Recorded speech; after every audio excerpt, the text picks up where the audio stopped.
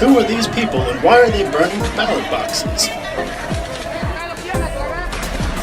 Hello and welcome to World Revolutionary News. Today's story is on Morelos. Morelos is a small Mexican state placed in a large valley in central Mexico.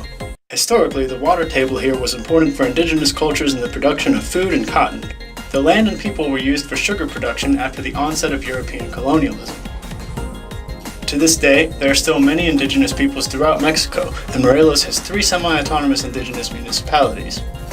Recently, the president called for a vote in Morelos and 2 other Mexican states to approve the Integral Morelos Project, or PIM. Proposed in 2011, the PIM is 2 thermoelectric plants in Huesca, an oil pipeline that goes to a neighboring state, and an aqueduct which would take local water to the Huesca facility. Locals have been protesting this project since it was proposed, citing experts who have warned that the local water supply would become more limited, and potential seismic activity from a nearby volcano further increases the risk of local water contamination. These groups dismissed the vote as being rigged before it began and claimed the government used intimidation to get cooperation from local agriculture representatives. It's reported that the Mexican government didn't place polling stations in some of the places that the project will create the most risk. This includes Amalcingo, where just days before the vote, a longtime radio activist against the project named Samir Flores had been murdered in front of his home. Authorities denied involvement with what community members are calling a government assassination, and claimed there was evidence that the murder was gang-related. However, eyewitness testimony denies this evidence, and local police since claim to have lost it. Despite the outrage of the affected community, the government went ahead with the vote. In some places, people destroyed their regional polling stations. Others from the area drove out to protest at various locations. Police made a strong presence against dissent in some regions and arrested students who allegedly disrupted polling as they struggled to have their voices heard.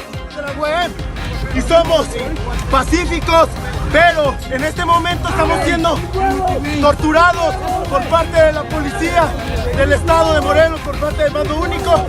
Ya le apretaron los testículos a otro compañero, a mí ya me sangraron la mano y nos están amenazando que en el camino nos van a torturar.